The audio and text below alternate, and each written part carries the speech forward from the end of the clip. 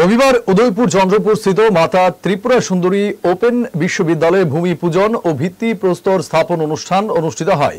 ফলক উন্মোচন ও ভিত্তিপ্রস্তর স্থাপন করেন রাজ্যের অর্থমন্ত্রী প্রণজিৎ সিংহ রায়। উপস্থিত ছিলেন জনজাতি ও সংখ্যালঘু কল্যাণ দপ্তরের মন্ত্রী শুক্লাচরণ নোয়াতিয়া সহ অন্য অতিথিগণ। অর্থমন্ত্রী প্রণজিৎ সিংহ রায় এদিন বলেন, এই প্রকল্প শিক্ষাক্ষেত্রে একটি নতুন দিগন্ত উন্মোচন করবে। বিশেষভাবে মুক্ত বিশ্ববিদ্যালয়ের মাধ্যমে শিক্ষা আরও সহজলভ্য ও সুপ্রসারিত হবে, যা রাজ্যের ছাত্রছাত্রীদের জন্য নতুন সুযোগের পথ খুলে দেবে। মাতা ত্রিপুরেশ্বরীর এই পূর্ণভূমিতে এবং মাতাদের বিধানসভা কেন্দ্র এ রাজ্যের অন্যতম বিধানসভা কেন্দ্র।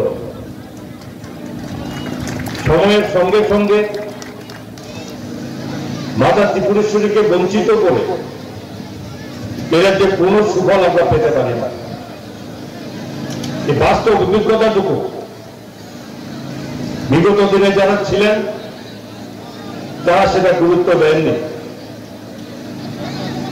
দেশের যশস্বী প্রধানমন্ত্রী নরেন্দ্র মোদীজি সারা ভারতবর্ষে সঙ্গে আমাদের মাতার বাড়ি মাতা ত্রিপুরেশ্বরী মন্দিরকে আন্তর্জাতিক